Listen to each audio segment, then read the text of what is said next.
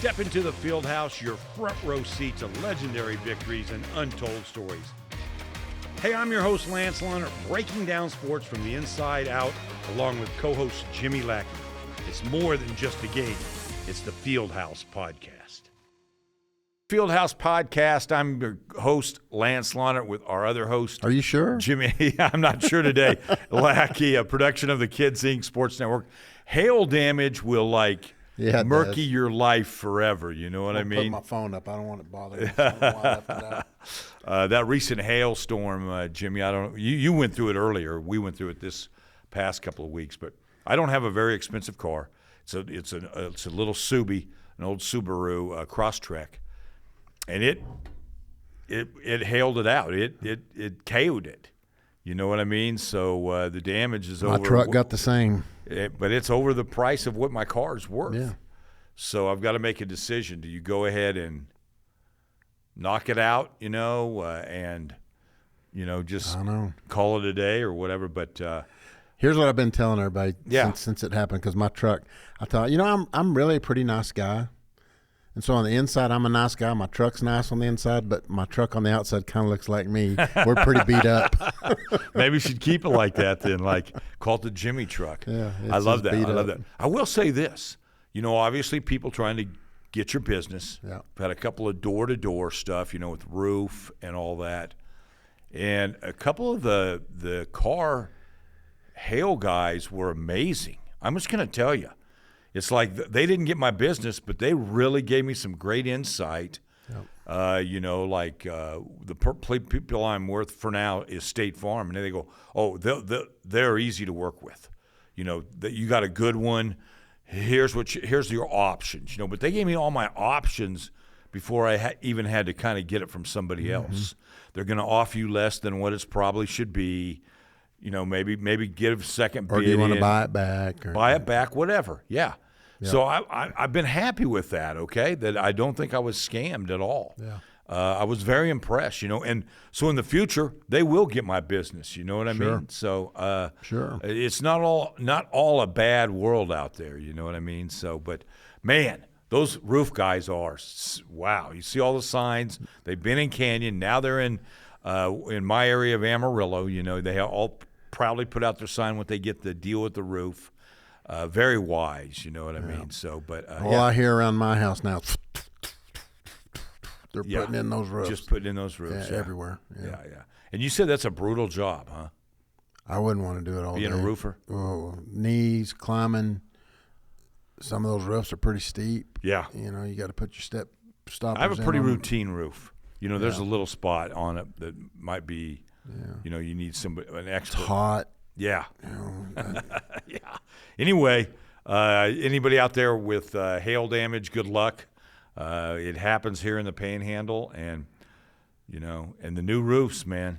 Everybody's happy to have a new roof, but it's kind of the game has changed though with the insurance. As you lose, yeah. It used to be automatic new roof, and now you lose a little percentage as the years go by. Yeah, and they used to have you might have a $500 deductible or a $1,000 deductible. Now it's 1 or 2% of total cost of your house. Yeah, yeah. Our commercial insurance, we're 2% on everything. I mean, $2 million building, 2% is going to cost you a chunk of change if you have to pay the deductible to get that done. Yeah, so. It's an interesting world, and good luck to everybody out there. Because joke. some people don't have that much cash on hand. You know what I mean? Most people don't. Lance. Most people don't. Yeah. I read an article one time that said if you had money in your pocket, you're part of the 7% wealthiest people in the world. Wow. Really? If you've got some money in your pocket. That's amazing. Yeah. You're amongst the 7 percentile of the wealthiest people in the world. Yeah. Think about that. Yeah. Hey, what's the best thing that happened to you today? I've got a good one. Going through emails early this morning, we've got a guy that does our sports management software. Jason is amazing. Well, Jason works in the middle of the night. Always. He works He's late. A night owl. Oh, yeah, he works late at night. And Bet she's a video game guy. 2:00, he sends us an email that he's got this deal updated and take a look at it. And so it's, 5:30 or so this morning. I'm looking at it and I'm like, wow. I'm not sure which one of our staff members thought of this, but it had to do with tackle football checkout and making the process a little simpler on the staff side when they're looking for a kid. Because when we check out equipment, everything's got an inventory number on it. So we got to put in the helmet number, the shoulder pad number, what size pants they're taking out of here, because we're sending out, $400 worth of football equipment to every kid that walks out the door. And so this was a piece that Tasha and them sent in a request to Jason to see if we could get this done, and it's fabulous. And so I was telling our staff early this morning, when you all put your heads together and come up with these ideas, because Jerry was walking around the other day asking, is there anything that we did on Saturday that could make it go smoother? What parts do we need to fix? And so, they're thinking, how do we make the process? And they're doing it because what makes it better for the parent? And so while they're here, and I appreciate when our staff does those things, because nobody gets the credit for it. Nobody on the other side of the fence understands what our staff goes through to get the things done and all the moving parts that go on at our place. And they don't care. They're paying for their kid to play. Right. They have an expectation for us to provide that service, and we get that. But, boy, I tell you what, it makes you appreciate the people that think outside the box, get things done, and see that early in the morning. I mean, literally, Jason sent that at like 2, and I'm sending him a text, and all the staff a text at 5:45 this morning, letting them thank you for everybody's part, but Jason especially, because he wrote this thing. He and 2 partners of his did this by code back in 2012, and it just continues to get better. And we can't subscribe to a cookie cutter sports management system online that works for us, because parts of it might work, but parts of it don't, or parts of it work for Amarillo, but parts of it don't work for Hereford, or parts of it don't work for Dalhart or Elk City. And so, we have to have it specialized. And we've got a sports management software that most municipalities and youth sports programs could use across the country. We probably should have Jason license it. If he was willing to, put a team together to manage it. It's a good idea. It could be a revenue generator for Kids Inc. and a revenue generator for them, but it's that's great. It's the brainchild of what we do behind the scenes with our software program. So that's good. That you try to improve on things rather than just. But it's the little go. things, Those little things go a long way to help everybody in the office do their job easier. And boy, I like it when those things happen. So. Yeah, it's kind of like cutting down the Panhandle Sports Hall of Fame ceremony. Can we get that in blood? You and I, we got a fight on our hands, buddy. Yeah, we do have a fight on our hands, but no, that's cool. And I saw Jerry just walking in. He's fixing some shoulder pads for a parent, mom who came in. Things like that. Those are the little things that people don't realize. But speaking of that, real quick, go ahead and how's that go? How cool is that day to see the excitement of those kids getting a helmet or pads or whatever? Yeah, tackle football, man. I tell a lot of people every year when we're doing this, my dad used to say every time he turned around, it's time for doggy days. Up in Dallas. Every time I turn around, it's time to check out football equipment. And, watching the kids, that part has never changed. They're just so excited to get in line and get their pads, especially the ones that are doing it for the first time.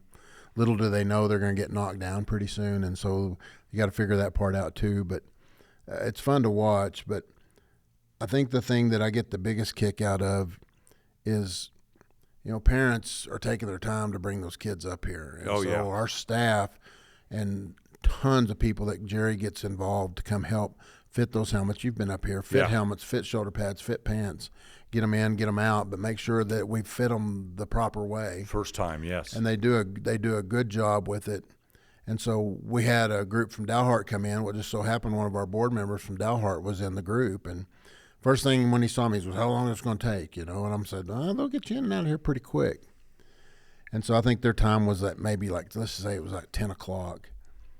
So I looked for them at 10:45, couldn't find them. Well, I called him. I said, y'all already gone? He goes, yeah. He goes, that was very impressive. He goes, top to bottom, that was pretty impressive, because we did 6 teams in 45 minutes. Wow. And that's how many people are here to help that's on awesome. That day. And because everybody's got things to do. Yeah, you're right. And that's just one more thing. And if we can cut down on that, then keep parents happy. It's an exciting day for Kids Inc. as well. It is. It's the start of a new school year. It's all new. Yeah. You go through those highs and lows of a new school year every time, and it's fun to see. It's fun to see the new kids come in, and it's fun to see the repeat coaches and players and parents that come back. Appreciate them continuing to do their business with us. So. And soon they'll be playing on turf fields, right? Yeah, all of our tackle football games are played at the middle schools, which are turf fields, which are all turf fields, and we play our flag football games there. Yeah. Once the complex is ready, then the flag football games will move to the new complex. Okay. So everything that we do outdoors besides tackle football will be at the new complex. Gotcha.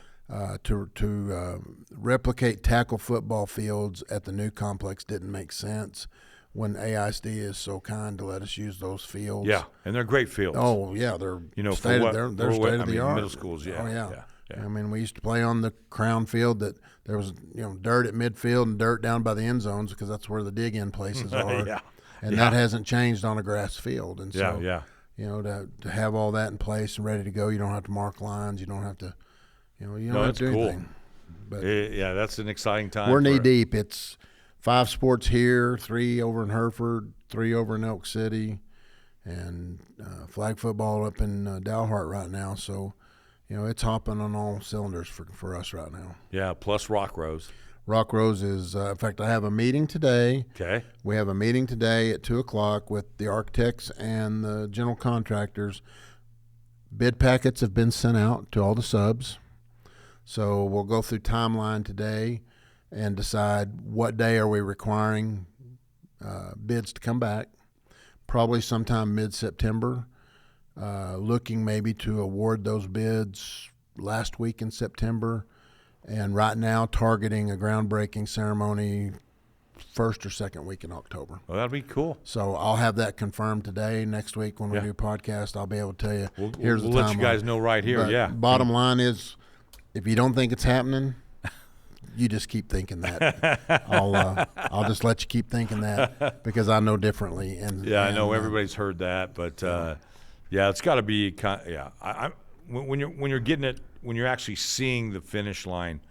Actually, it's the starting line, but still, you actually put a shovel in the ground. That's going to be here's the teaser day. To the media. If they want to pick up on this, don't call me. Don't ask me for an interview. Here's the deal.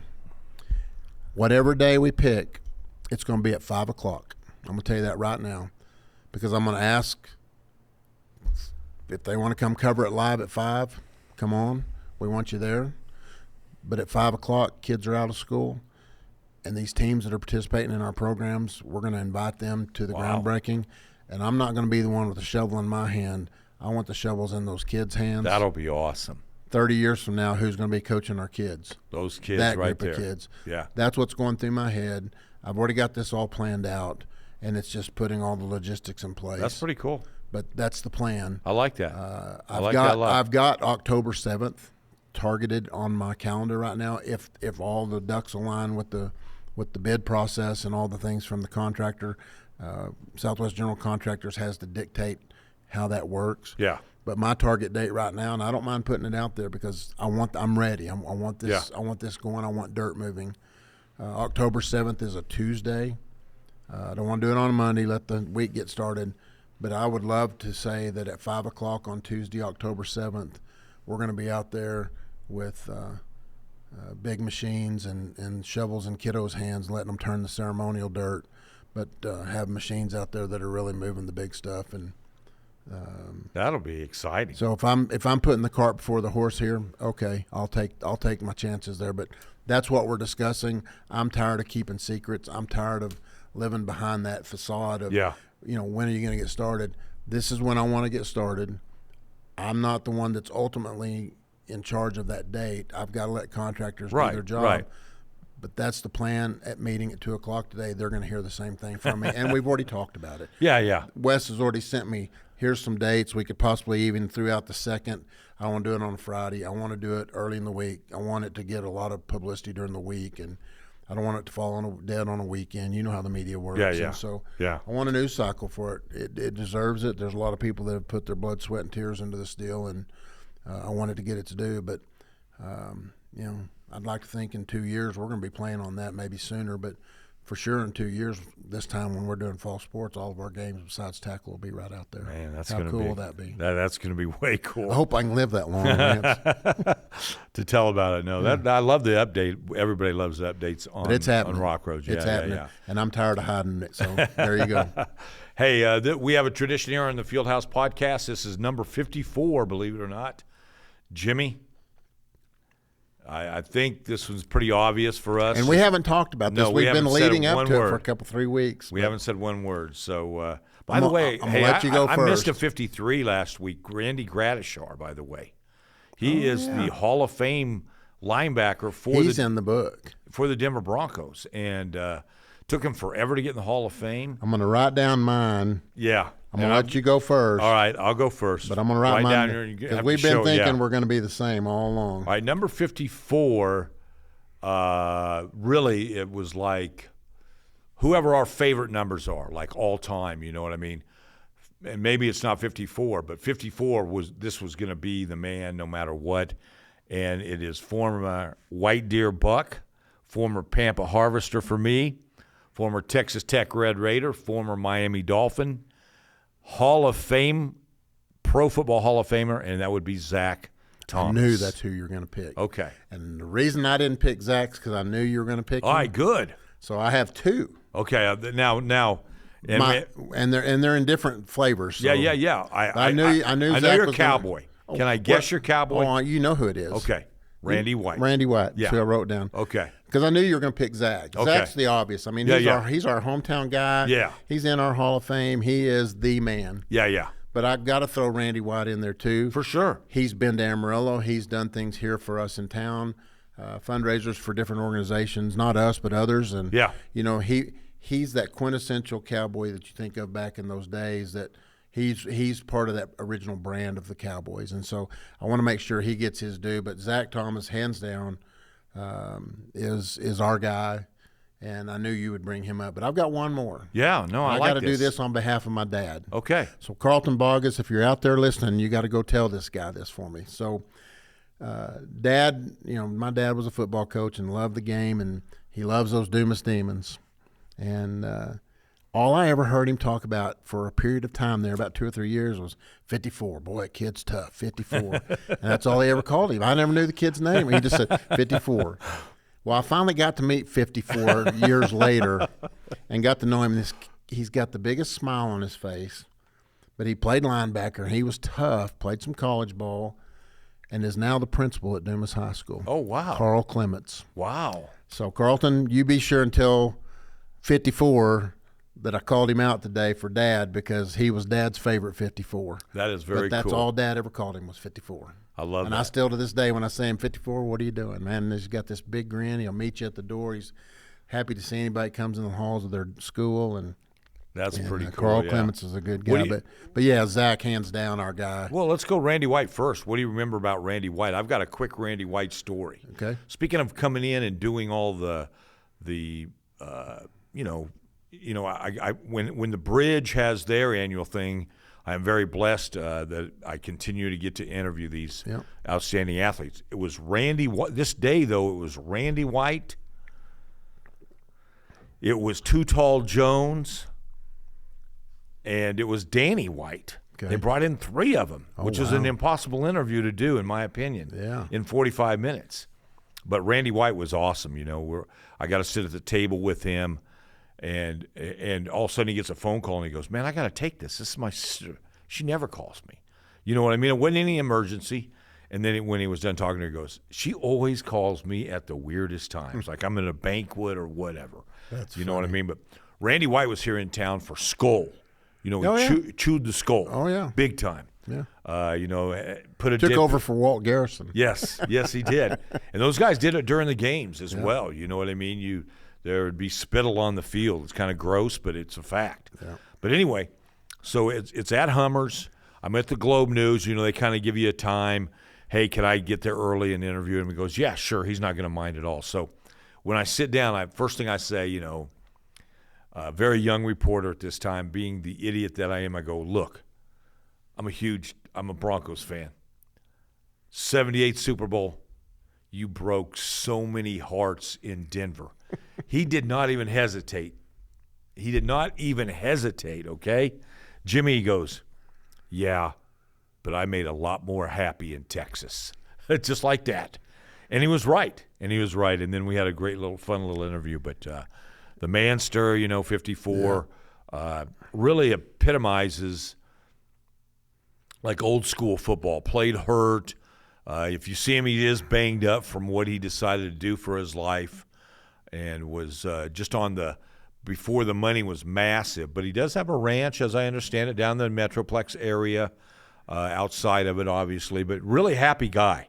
You know what I mean? A happy guy who is a little dinged up, though. Yeah. He is dinged up. When I think about him, I think about Don Meredith, Roger Staubach, Harvey Martin, Randy White, those guys that epitomized cowboy football back in the day. And off the field, he was like a cowboy. He was like John Wayne. Yeah. Good point. Yeah.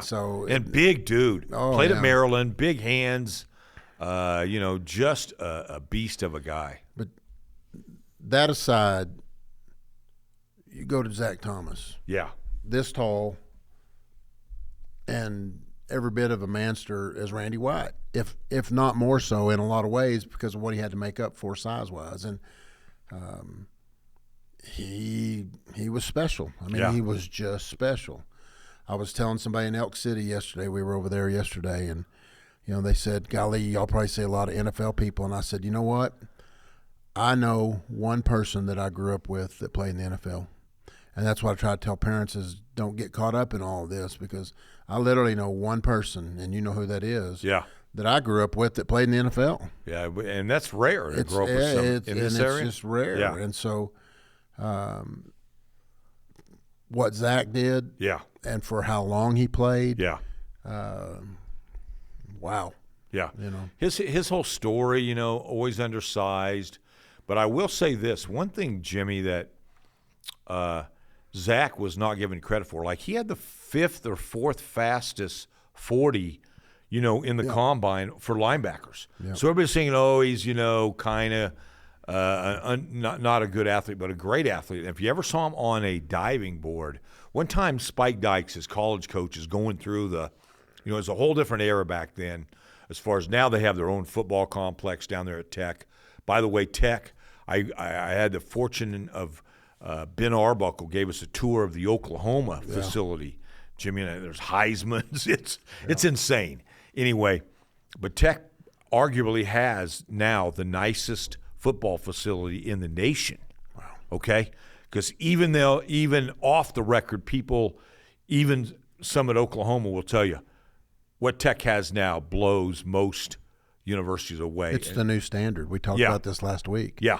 And they have the newest and greatest, and that's why a lot of those players are going there as well. What they guy see from Kansas gives them $300 million. Yeah, who's going to be the next one? Yeah, very good point. And I go back to Cody Campbell's a trendsetter. Yeah, these schools have these alumni that have those capabilities, and it's going to be who's going to keep up with the Joneses? Yeah, it's the arms race as they call it. We're going to see a lot more of it as time goes on. But I'm going to tell you, OU's is insane. Oh yeah, when they're saying.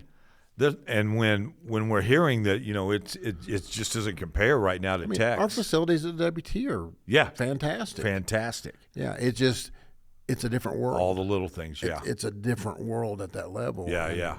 But at that time, it wasn't that way at Tech or any place really. But anyway, so when they did their cool-offs or whatever, they would go to the pools or whatever.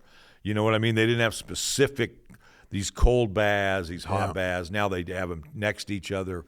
It's like you're in a spa. Yeah. But anyway, Spike Dykes is walking through the pool, okay?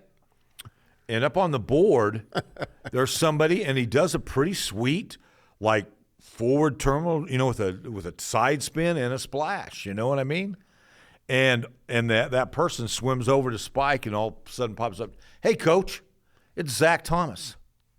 And it blew him away. You know what I mean? Get hurt. Yeah. But no, they and I found out later they obviously had a pool, but and they would have him and Bart would have these diving contests. Who could do the best. But he was a great athlete. but more than that, his willingness to never forget. The 806 was the number one thing I love about Zach Thomas. I was fortunate enough to be invited to his party. I think Ron and I were 149 and 150 of the party. That's okay. We got in the door. You're in the door. We were in the door. But anyway, and he was so gracious. I will say this, and there were a lot of people there, but at his party. But it was surreal. But I did get a chance to talk to Jimmy Johnson. If you remember, he started Zach from day one. I said, "What made you do that?" He goes, "That's just a great player. He was a great athlete. People don't give him credit for that. But the one thing he said, when you turn on the tape, as they call it, the film, he makes every play. Mm-hmm. He somehow gets to the ball every time. And he gives it credit, and the guy's name was Max Pampa, that taught him a read from offensive linemen's feet. And it wouldn't work in an RPO now, but it would but it worked back then, pass, rush, or whatever, by the weight of their feet and things like that. Determined whether it was going to be a run or a pass. Part of that, yeah, I know. And he took that read all the way through his career. But what an amazing career. Had the interception against A&M is still one of the most famous plays in Tech history. That's the one where he flipped into the end zone? No, that was in Miami. Okay. The one against A&M, he intercepts it and they win the game. I think A&M was ranked in the top 4. Okay. Late in the game, intercepts it. It's tie ball game, and then he runs straight into the bell. Yeah. At Tech. Tech. But what a great representative of the Panhandle. One of the most famous guys we have, and now he lives in Miami, coast of Florida. Yep. And but what a great story, don't you think? Though, oh, I mean, it's Panhandle to its nth. Just like when we inducted him into the Panhandle Sports Hall of Fame. He was going to be here for a deal with Tech. You got kids in school. It's not just, hey, can you come to Amarillo and hop on a plane and get here for our deal? It doesn't work that way. So we sent, he was kind enough to do it by video, which honestly we probably ought to do more of, because it just makes it a little more personal, because they get a chance to kind of think and say what they want to say, and everybody gets a chance to see it, and it's well scripted and well done. But he was kind enough to do that, and thanked all the people that he needed to thank, and and wear his Hall of Fame jacket while he did it. That was pretty cool too. No, he's a great guy, and then obviously the field in Pampa is named after him. Mm-hmm. Now, he was up there last fall for that. His mom and dad still live in the Panhandle half the year, and of course his dad and mom are the ones who built the cross at Groom. Yep. It's quite a legacy that the Thomas family has left in the Texas Panhandle. Yeah, my wife, she was born in Groom, so she thinks the Leaning Water Tower and the cross, that she thinks those are her monuments too. So. Yeah, everybody monument. Yeah, but anyway, that was pretty cool. The Britain Tower. Yeah. And it was purposely made leaning. I think so. That's what I've been told. Yeah, I never knew that until about. I need to ask Stan. Yeah, I need to ask Stan the real story. Yeah, I've heard find out. We'll put that on the podcast. Yeah, I need to ask you. I only learned that a couple of years ago. I'm just going to be serious. Yeah. That it was. Just always reminded me of the Leaning Tower of Pisa. Saw it yesterday twice. We drove by it and coming back to and from Leaning Elk Tower City. of Zoom. So of the Groom Tigers. Yeah, Kim was born there in 1966. Wow, in Groom. In Groom, they had a hospital back then. Yeah. I did not know that either. Catholic nuns were helping at the hospital. Yeah, the whole 9 yards. My father-in-law was superintendent of schools there. Wow. And he taught John Mark. I don't know if you knew that or not. And he told me, this will tell you. John, he said, all the years I was in education, John Mark's mother was, without question, hands down the best English teacher I ever had on any staff. Well, there's where the apple doesn't fall far from the tree. So, no, she was amazing. Yeah, she really was amazing. So, I think that's incredible. Yeah. So, hey, what's on your mind today? What else? I'm excited for volleyball starting for the kiddos.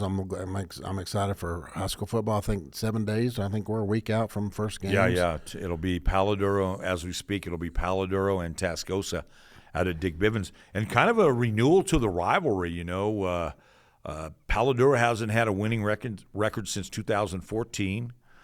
They had 2 guys sign or commit already. Darian Lewis to North Carolina. Bill Belichick himself called him. And he went out there for the visit. Vern Blair is a defensive back who's going to is committed to UNLV. And then on, how about this name? You're going to love it. On the Tascosa side, you have a guy named Crush Johnson. Krush. Would you ever name your kid Crush? Would I? Probably not. Maddie, would you ever name a kid Crush? But, okay, she's saying no. But if you took our... But he looks like a Crush, okay? If you took our database of first names and just printed it, you could give it to every parent in the world, and they could find a name for their kid in that book. We've seen them all. We've seen them all. But what a great name, huh? Because he's a big defensive lineman. Yeah. And he's committed to Texas Tech. Okay. So you have some talent level. You have some talent on the field. And then adding to the little spice, I'm suggesting you go out to this game. That's why I'm talking about it.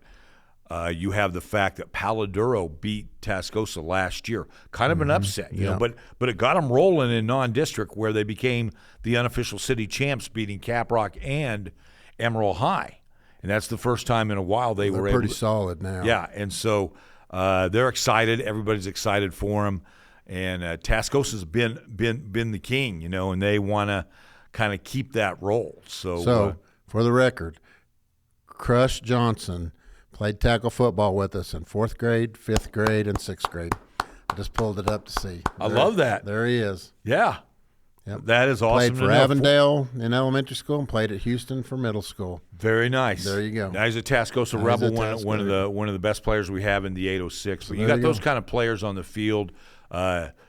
You know Julian Reese very well, obviously. His son Deuce is now the junior quarterback, has a year of starting under his belt. I mean, there's great storylines to this. Colton Fulton is the quarterback for Tascosa. He will be the first Tascosa player in history to start 3 years in a row. Oh, wow. Yeah. Wow. Since the school opened in 1958. So it's here. Everybody roots for their favorite teams. But I want to give a shout-out. I'm glad you brought that up, Jimmy. When you go out to practices, if you're driving by the schools, they're on the pavement or now, you know, they have lights now at all the AISD facilities. The work of the band and the work of the, like the bells, for instance, at Tascosa, the amount of hours they put in. They've been in the big parades in New York City. Yeah. The bells will be in Macy's Day Parade this year. Yeah. But yeah, I mean, it's amazing the time they spend at their craft and for what we see as a halftime show or whatever. So it takes a lot. Yeah. That's the fun part of the new school year every year is that there's always that newness. Yeah. And in Texas, and it's hard to describe if you're not from here. All the other parts of the deal besides the football game. Yeah. The hours the band puts in, the hours that a dance routine puts in, and the hours that your admin puts in to get the field ready, or your maintenance folks do to get those fields ready. And in this day and time with a lot of turf, that's helped them a lot with maintenance time. You know, cut down and resource-wise with water and all the things that turf's done for us. But there's so much that goes on behind the scenes to get a game produced, particularly at a high school level. Yeah. Security and announcers and, food in the press box for the media and all the things that you got to do. Volleyball, like you said, has started as well already for the high schools. So we're here. Yeah. We are here. My neighbor across the street, and I'll say it now, he is so proud. His granddaughter made the varsity as a freshman, and he's so jacked. They went to meet the player night the other night, and I can just, man, his grin's just, it's just this big, and his chest is stuck out down to in here. Canyon. Mm-hmm. That's awesome. And so I'm really proud for Jay because I know how proud he is of Claire. Speaking of freshmen, Darren Brown, former, he won't mind me mentioning. I mean, Darren Brown, former Amarillo Dilla manager, Texas Louisiana League pitcher of the year, I think, all that stuff. Mariners. Mariners managed forever. and at 50 games, major league manager. Managed down in Mexico this summer. He's not back quite yet. They made the playoffs, and by the way, they fired 18 managers in Mexico. Wow. They blame the managers for the losses, not the players. So they have fired 18 managers, but he survived so far. But wow. But his daughter and Cindy Brown, obviously everybody knows her around town from advertising. She was with the Globe News and with Happy State Bank, but. Their daughter, Chloe, is starting for Randall as a 9th grader. Okay. And they had 18 kills in her first match. So there's a lot of great volleyball that goes on. Emerald College will be kicking off as well if you want to hop in there. Scott Sandel, Jimmy, is trying to build that program up. He was the head coach at Boise State. He knows his stuff. But I go back with Scott. Was an assistant with Kim. Yes. At WT Very much Kim so. Hudson. And when they won the national championship. When I was working there, and, I've known Scott forever, and I hardly ever see him around town. But I've followed him down to Plano, and everywhere he's been, he's you know his career. He's good. And we've got a lot of local. I mean, he look, he wants to win a national championship at AC. So you got to kind of go all over. They have an issue, not an issue, but they don't have dorms. Yep. That hinders a little. The international players, they want to develop that possibly. Yep. But right now, I mean, West Plains is represented by a couple of players. Hereford, Vega. Jazz Martinez is a freshman there from Vega. Yep. They just started their program a couple of years ago. So it's exciting, man. Yeah, I mean, for these young ladies to get the opportunity to show their stuff, and they got it done right here in the 806. So. It's you covered all this. You got here about the time volleyball really hit the Panhandle in mid '80s. And let's give Mr. Wilson and Dumas. With Jack and then Brenda Kitten. Yes. Those two set the tone for where volleyball's at, and then Jan takes over at Emerald High, and the rest is all history. You got my gosh, I just went blank. Bushland, help me out. Jason Culpepper. Thank you. You got Jason, and then you got Haley over at Emerald High's won state championship at Randall, and so it's good. Yeah, it's really good. And I go back to Kim's first teaching job. She taught and coached at Highland Park, 89, 90, 91-ish. They didn't have volleyball then. Yeah, at Highland Park. Volleyball's a big deal at Highland Park. Yeah. But they didn't have it then. Yeah. And so I can even tell you this. Our girls, my senior year in high school, class of 80, won the state championship, beat Canyon 2 years in a row, went to state championship as juniors, lost, and went back and won it their senior year, our senior year. Basketball. P.D. Fletcher was the head basketball coach. Volleyball kind of starts taking over mid-'80s. P.D. took the head job at Highland Park for 3 years because he didn't have to deal with volleyball there. Yeah, and so think about it from a coach's perspective. His deal was by the time volleyball season was over, those kids were tired. Yeah. And, they didn't want to play two sports. And let's give a shout-out to the women who first started it here in Amarillo, for instance. Ann Donovan at Amarillo High. Dana Hatch at Tascosa. Yep. Kathleen Green at Caprock. Still, if you go in that gym, their last district championship was her, like in 80, one of the first teams I ever covered. Yeah. And you got to throw Kim Hudson in there, too. Kim at Hudson, High. Big time, and WT, as a matter of fact. Yep. And then Renee Chapman at Paladuro. Those women, that's when it wasn't, clubs and everything. They really got it all started. So I would love to give a shout out to them. And by the way, when I was a young pup reporter, they helped me out. I was clueless on volleyball, probably still am, but I was able to write a game story eventually because of their help, their patience, with me and all that. So. I still don't know everything about it. I had two daughters that played it at the high school level, and it's just I became a big fan of the game. It's a great game to watch. The fast-pacedness of it. Yes. I got to where I enjoyed calling lines. Yeah. I liked it, the fact when we got to be varsity, Jayla made varsity that first time, we did the JV games, and then the JV parents, of course they have line judges for them now, but back in the day when the parents had to call the corners, we would do that. But I'm glad I never had to call varsity game. Yeah. JV game I could handle. I don't know if I could have done a varsity game. Yeah. But you get down on the floor and watch them. it's fast paced. No, it's fast, and the momentum changes on anything, and we have a high skill level here. Obviously, Corey Cooper, and is one of the greatest players we've ever had, University of Nebraska. Sarah Butler. Wow. Yeah, I mean, they were there. Dana Stevenson back in the day at Canyon. Yep. About 6'5". I mean, there's a lot of them. You can go Kelsey Black. I can go down the list. You know them. Oh, you know Texas A&M. There's a whole list of them. And Scott has a grip on all that history. He was head coach at Tascosa too. Yeah, And so he's really, really. And one thing I love about, I'm going to give Scott Sandel a shout out. In this life, a lot of us try to go round and round and round and try to be nice and maybe not straightforward with the truth sometimes. He's honest as the day is long. Maybe it's offensive at times, just because it's so brutally honest, but it's the truth. Yeah. But his players love that about him, that it's coming straight for him. Oh yeah. Yeah. So good luck to Amarillo College. Good guy. 4th year they're starting this. This is his 3rd year there. Yeah. He really, really wants to get him in the playoffs. So that would be awesome. Yeah. That'd be awesome. You got anything else today, man? I appreciate it. Yeah. What? Just rock rose. Yeah. Yeah. We had a nice day in Elk City yesterday. We got a chance to go over and spend some time that I haven't had a lot of time to do.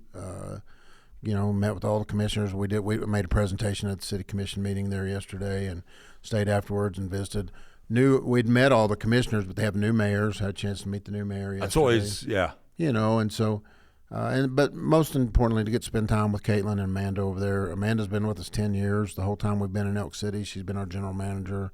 Caitlin's 4 or 5 years with us now, and so they do great work over there, and they don't get the credit they deserve.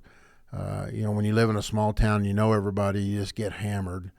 Parents are brutal. Yeah, they are. In the youth sports world, and they do such a good job. And I heard a lot of nice compliments about Amanda and Caitlin yesterday from the commissioners and just general people in town. They know how hard they work. Yeah. And they know that we're grateful to them. Do they know what uniqueness they have, though? No. I mean, I'm just telling you, because I had I was in a golf tournament recently, the Coors tournament, and just chit-chatting with the guy and he was asking about rock rose. In my little world, I can only imagine your world, I get questions because I'm proudly on the board at Kinzik here. And but he was just mentioning, my kids, we played a lot of ball over in Elk City, and I said, that Kids Inc. runs that. He goes, that thing is absolutely amazing. Yeah. You know what I mean? That place over there, their fields and everything. So, that was kind of the catalyst for us, and I'll give you a real quick insight to that. We stood in front of the city commission in October of 2019 and asked them to consider turfing those 2 5-plexes. We had 5-plex for baseball and a 5-plex for softball. Dirt infields, a little bit of grass in the outfield. When it rained, it puddled, and you couldn't, we'd lose games because it would take 2 or 3 days for the fields to clear. If you got rain 3 or 4 days in a row, you'd lose a week. And I told him, I said, you'll recover those dollars in sales tax and hotel tax revenues with the events that you can bring here in Western Oklahoma with the popularity of baseball and softball if you'll turf these fields. And they spent $5.5 million to do it. And the infrastructure of the complexes were there, so it's just going in and replacing turf. Yeah. It's not like what we're getting ready to do here, build from scratch. But sitting in the new city manager's office in October of 21 after a pandemic is wrapping up, and we've only had 2 years on them. One of those during 2020, which was our number that dropped. But our governor didn't shut us down in Oklahoma, so we played. We had 46 baseball teams that year. I can't remember how many softball teams. Probably equal or more. Probably, I would guess, just a little bit more at that time. So we had a season and another season, but we had those tournaments and had those things coming into town. New city manager, and we're sitting in his office the first time we met him, and he had this thing on his whiteboard, and it said 5-plexes and had this check mark by it.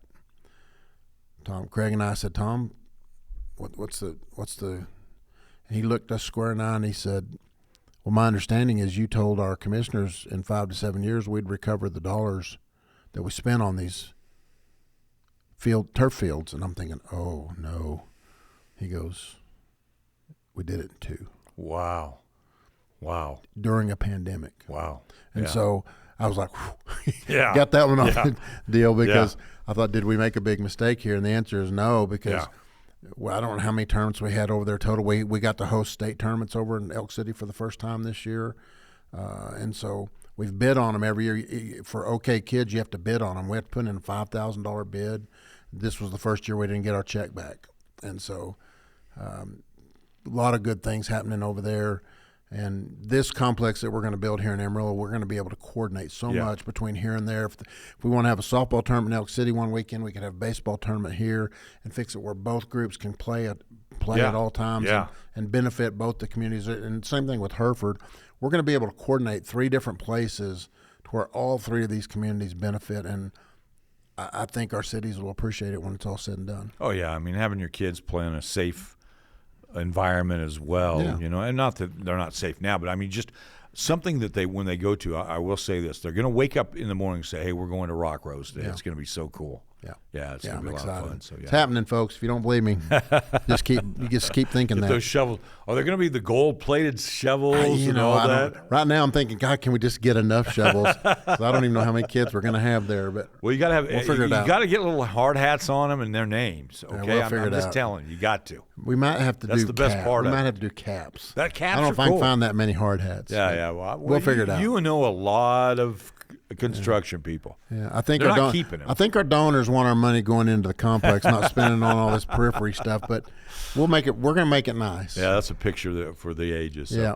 Hey, thanks a lot, Jimmy. You bet. Thank you. Hey, thank you for joining us. I want a reminder: the Fieldhouse Podcast is a production of the Kids Inc. Sports Network, and like we like to tell you, when we see you, we'll see you.